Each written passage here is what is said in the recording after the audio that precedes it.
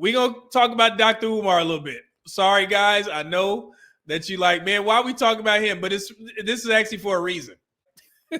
And the reason is, I think the African community needs to start being more vocal about how they feel about Dr. Umar.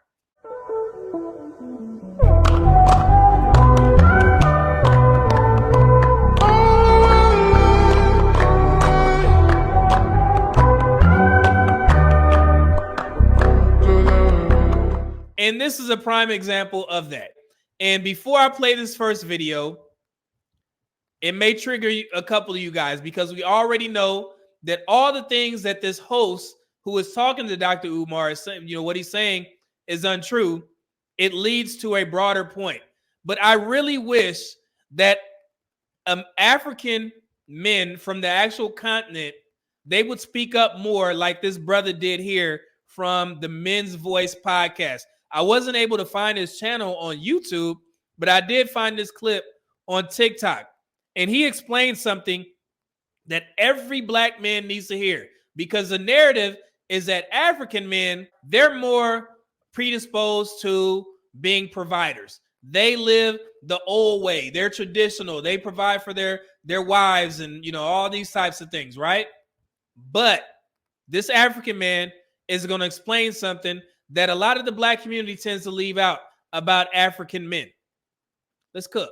Women will have to marry out of the race. And I just want to tell you why, right? Based on the numbers, I'm pretty sure it starts off kind of even and around 18. It starts to decline, and around 30, it gets out of hand where we're at, say, 7 to 10, 6 to 10. But when you factor in unemployed, homosexuals, people who stay at home, we could argue it's probably 4 to 10. Okay, so you guys heard that. That may be the triggering part. He's basically bringing up all the false narratives about black men. He's basically saying that, well, with all the gay men, with all the men who are unemployed, so on and so forth. Then this is how these people like to frame these kind of conversations. Black men have all these check marks in regards to our population. You remove the gay men, you remove the men who are unemployed, the men who don't make much money, things of that nature, right? They always remove us, but for some odd reason, they always forget to remove the same type of population from black women.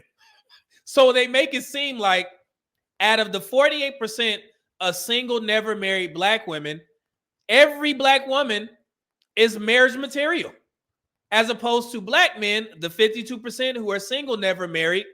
We have all these check marks. You remove this.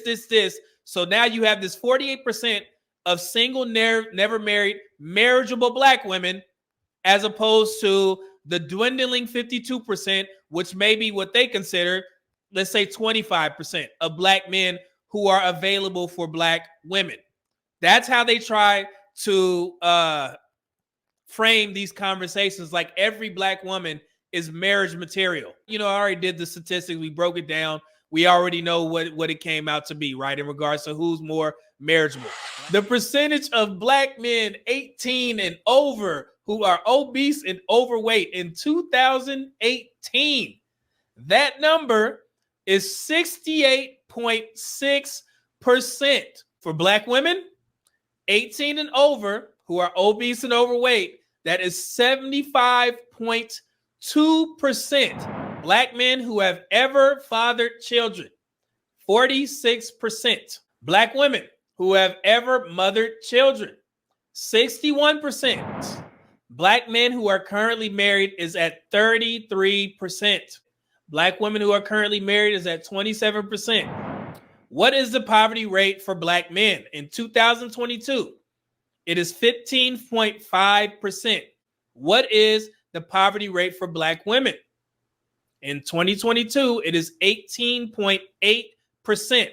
Our total poverty rate is 17.1%, which is the lowest ever for black people. How many black women are in prison? Black men and women account for roughly 13% of the general population. Black women account for 29% of incarcerated women. 48,000 black women. That equates to 0.22% of black women in the general population of 28.6 million are currently incarcerated / prison. Black men account for 35.4% of incarcerated men. 612,000, almost 613,000 black men. 3.38% of black men in the general population of 19.91 million are currently incarcerated or in prison. If you look at the general population of black men, only account for 3.38%. All black men are gay, right? That's what we hear. How many black men identify as gay out of the total 1.2 million black LGBTQ population? It's 39%. 39% of 1.2 million, the total black LGBTQ population is approximately 468,000 black men. How many black women identify as gay / lesbian out of the total 1.2 million black LGBTQ population? 61%. There's far more black women that identify as gay or lesbian. 61.2% of 1.2 million of the total black LGBTQ population is approximately 732,000 black women. Well, where'd you get that information from? That sounds made up. UCLA School of Law, Williams Institute, they actually track all of these numbers for themselves. They have a whole wing associated for that. January 2021. So if you want to do your research, you can do it here, right here. Black LGBT adults. The gender divide among black adults greater for black LGBT adults, as 61% of black LGBT adults are women. I've done videos on this when Rebecca Lynn Pope was talking about that foolery. It's the same false talking points. So that's how he's asking Dr. Umar, black women are going to have to marry out because there's not that many marriageable black men. So now Dr. Umar has to respond. Listen to what he says. Mm-hmm. So with those type of numbers, plus incarceration, with those type of numbers, don't you think it's reality for women eventually to look to other races for men, even if you don't condone it? Mm-hmm. Mm-hmm. But it just seems like a realistic approach because there's just not enough men. And I want to go against the I know you're going to mention polygamy, right? But the only reason with polygamy, due to the income of a lot of black men, I don't know if there'll be enough black men making enough to take care of numerous women. So he's saying black men ain't got enough money to support 2 wives or 3 wives, right? And I don't think black men really want to do that. So, but yeah, so that's the other narrative. Black men are just broke. Black women are out earning all these black men. So we don't have enough money to support wives. Okay, here we go. Should redefine polygamy where the women are taking care of the men in some weird way, but I wonder which have. Good question. So do black women have to consider dating outside the race since there's not enough men available for them, and the ones who are available want a woman outside of the race? I would still be against it. I would say that the black woman can go north to Canada and get her a black man. She can go south to Central America, more than enough black men down there, more than enough black men in South America, more than enough black men in the Caribbean. I think she has to broaden her horizons, but I don't think she has to go outside of her race. All right, so let's stop there. Sounds a lot like the passport bro movement, right? It seems like Dr. Umar is promoting black women to become passport cis. If they can't find a black man in the States, go to Canada, go to South America, go to the continent, and find you a good brother out there. But he's forgetting one thing. Black women don't want to go 50-50 here. So you telling black women to go overseas to find a man, she's probably going to be the primary breadwinner.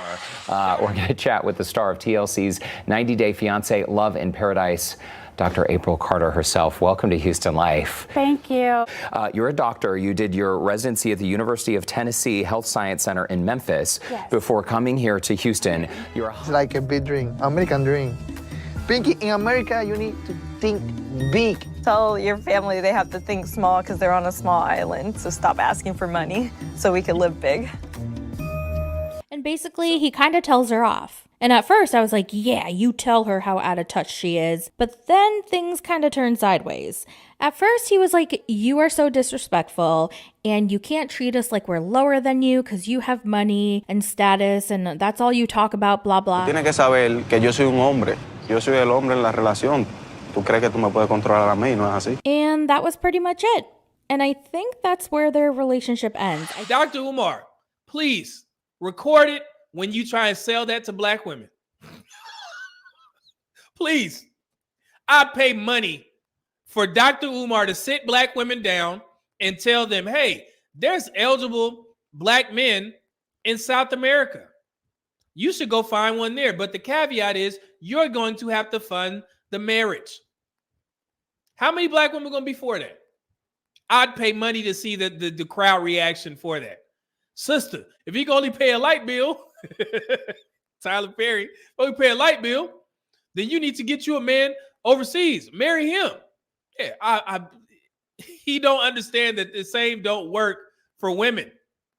So, and that's funny. He just says it so flippant, just like, yeah, just go out there and find a man from a different country. As if black women, the majority of black women are ready to go. What do y'all think? And I want, if black women are in the comment section, out of that 48% of black women who are single, never married, how many of them are marriage material to the point that they can go overseas, make enough money, mind you, and find a husband in a different country? On average, the majority, right? We're not talking about the one-offs, the two-offs, because I know there are going to be people, well, some women I know, my friend found a man in Africa. We get that, sister. We understand that. But yeah, so I just wanted to be clear. Like, brother, you say that, so reckless, like, damn, like they could just do that. Let's continue. And honestly speaking, I think it would be to her advantage to do so. And the reason I say that is because in America, we have had the economic emasculation of the black man, where women have been put in charge of the leadership of the community.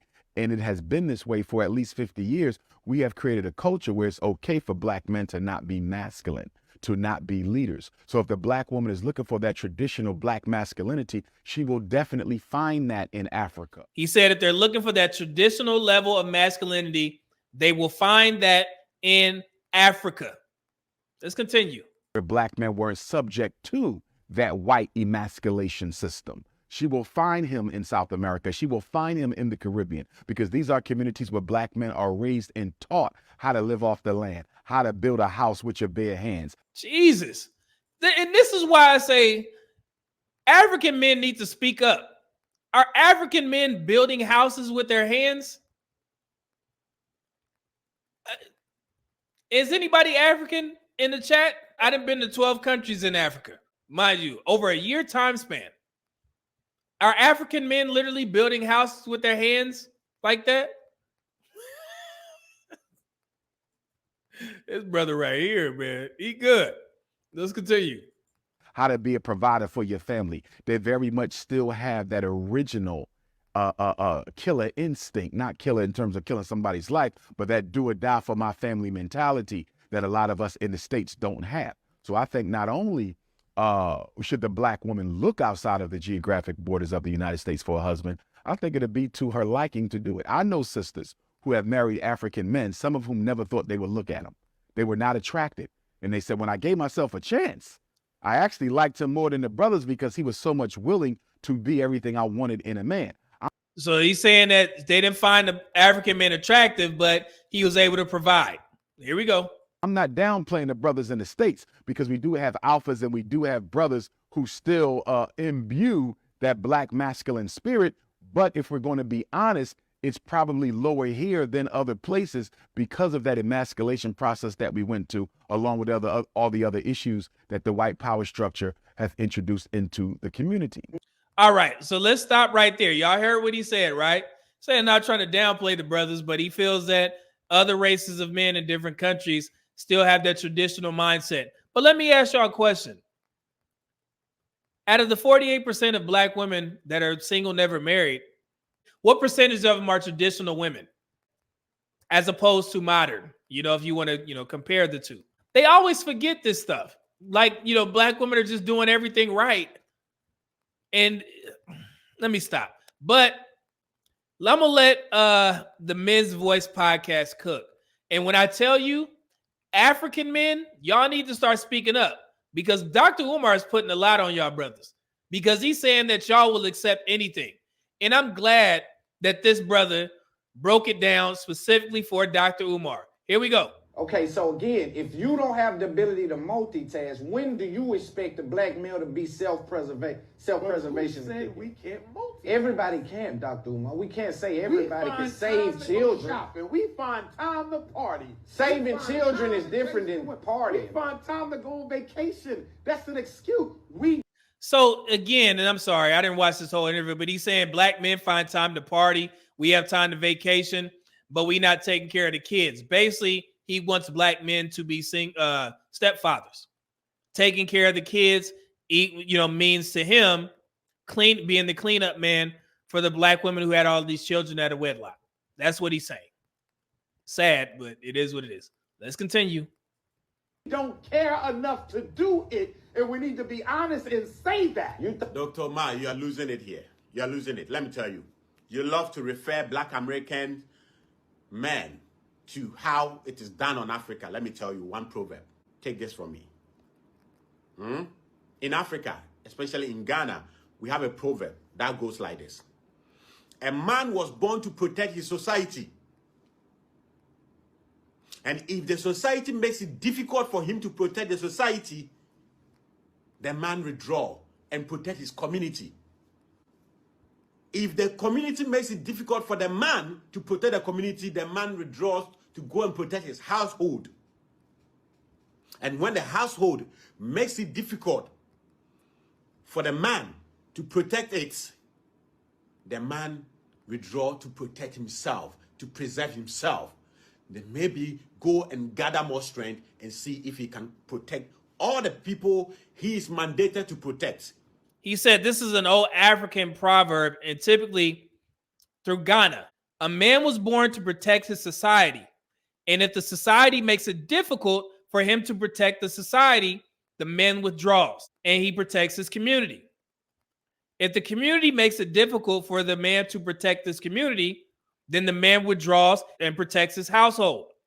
And when the household makes it difficult for a man to protect his family, the man withdraws and protects himself. Didn't I just do a video on the rule of 10?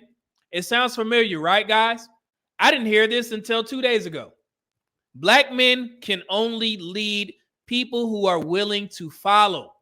And this is basically what this African proverb is saying. It's not just me, guys. And that's why I said African men need to start speaking up, because Dr. Umar puts a lot on you guys. He assumes that you guys just will accept anything just because a woman is American. And that's why I want you guys to start speaking up. I know it may feel good to hear Dr. Umar say that, yeah, these African men, they are more traditional. They take care of their family. They build houses with their hands. I know it feels good to hear. But at the root of it, he's basically telling you guys that you're going to accept everything. Black women aren't going to change just like that when they cross the water to Africa. They're going to just fall in line and get with your ideologies and be submissive traditional wives. The majority of them. And that's what Dr. Umar is pretty much telling our black women to do, to go overseas. And again, you do what you want. But I just want to be very clear with all my African listeners. Y'all need to speak up as well. Because this is what he's telling you. And I'm glad that the Men's Voice podcast actually told Dr. Umar, you are wrong. We're not going to accept this foolery if y'all going to sit here and make it bad for the black American men that are trying to do what they need to do, but y'all are making it difficult. From the society, the community, to the household, so on and so forth. All right? Thomas Johnson, before anybody can protect a society, a community, a group, a household, that man must have authority. Where if he has to correct somebody, a boy, he does not always have to consult a woman who has failed already. He doesn't have to consult a woman who has failed already, basically meaning A woman who always has children by another guy, out of wedlock, mind you. I'm pretty sure that's what he meant. Let's continue. In most cases, if a black man won't even marry a black American woman, this black man has to go through a long list of permission he needs to get from a woman. Somebody who is a failure, somebody who could not do it by herself, I have to consult him. Your black American men have to consult them how to discipline a child. What are you talking about? So, Dr. Umar Johnson, go through the proverb that I gave you. A man was born to protect and protect his society. If the society makes it difficult, he comes to protect his community. If the community makes it difficult, he comes to protect his household. If the household makes it difficult to protect the household, that man needs to protect himself. That is where the black American man is right now. That is where the black American man is right now as we speak. And the black American man needs to save himself first, build defense before he can go save anyone. As far as black males and females relationship is concerned, most black men need to save themselves. Dr. Umar Johnson, I want to go on the internet and find out your response to when a sister said that they love it when they see the police unaliven black male. And these brothers are paying attention too. They understand the rhetoric that a lot of black women are pushing out there. When the girl was saying that she liked to see when cops beat up American black men, they are not obtuse to this information. They are learning. Like I said, man, the more we have all these social media channels, the more we get to see the true issue. And these African men are starting to pay attention. That's what Dr. Umar needs to do, but he doesn't. And I get it. If you have a strong funding base, you don't want to offend them. And he's doing an amazing job at that. As long as he continues to say, hey, black men ain't doing this, black men ain't doing that, then black women will continue feeding him money. And it's going to continue. But at some point, man, this brother got to look at himself in the mirror and be like, man, am I helping or hurting the black community? At some point, my integrity wouldn't allow me to sit there and lie to black women like this, bro. I don't know how people can do it. It's a shame, man. And I have a 9-hour video of black feminist women having a conversation on Clubhouse, how they want to smack the so-called patriarchy. Okay? So, Dr. Umar Johnson, you are not living in reality. Huh. The black men today are doing the right thing they have to do to get the black society somewhere. Man, shout out to that brother. And like I've been saying, guys, I've done videos where I told black men, y'all need to be a little bit more selfish, and start looking out for self, because I don't know if you guys understand that black women, they aren't told to do what's right. They're told to do what's best for them. For black men and for men in general, it's always the opposite. And I think it's time that we start doing what's best for us. And that's why I support the Passport Bros. And they're like, hey, man, I'm going to move to other country for a better life and potentially find a wife. I've been in this for a year now, and I've been, watching multiple channels, bro. It's not getting any better. I'm sorry. And I hate to say that. And I came to this conclusion by doing some research on certain panel shows. It's not getting any better. And I think the black community, like I said, it's going to be the rule of 10. They feel that maybe other races of men are better. They need to go pursue that and see if they are better for them. But I'm not going to tell them otherwise. I just know it's the rule of 10. 3 people for, 3 people against, 4 people undecided. So it's just not me, man. Now African men are starting to wake up. They know, and they are learning. So it's good to see, man. Black men are far more lenient when it comes to women. Even other races of women say that. They say black men, are more nice. Black men are more, sensual and all these types of things, more understanding. And it's going to be a tough road for those black women that follow Dr. Umar's advice. Go to a different country and find a black man over there. And Canada is a little bit different. Yeah, you go to Canada, try and find your black man over there too. Let's see what they say. I know a lot of black female expats, just being, from the military and then finding jobs over there. And I've also done some videos on black women living in Switzerland, Japan, Italy. It's black women, they travel more than black men.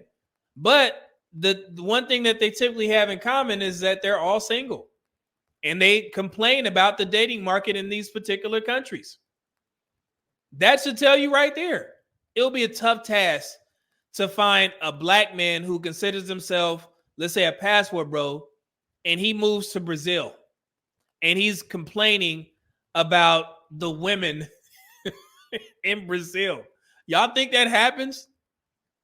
No. And guys, I have to say this, man. I honestly want black women to win. I want black men to win as well. But I just hate the lies that the black community does to justify the treatment that black men get and the treatment that we receive. That's what bothers me the most. I've said multiple times, like, bro, if you listen to all the facts and the data and what you thought about black men was untrue, and you find out the truth, and once you find it out, you still feel that you would be better served if you go overseas and try and be submissive to the men over there, or you think you need to date out, then have at it.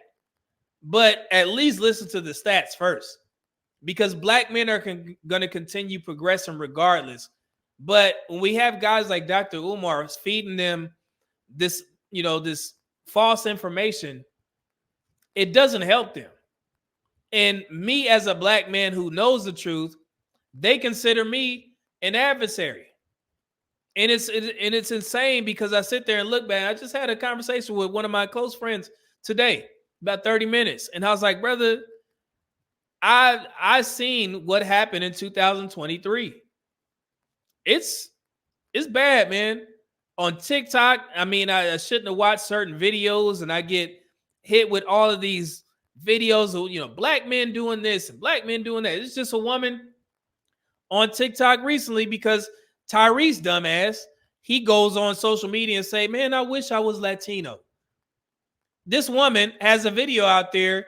You see how black men embarrass us?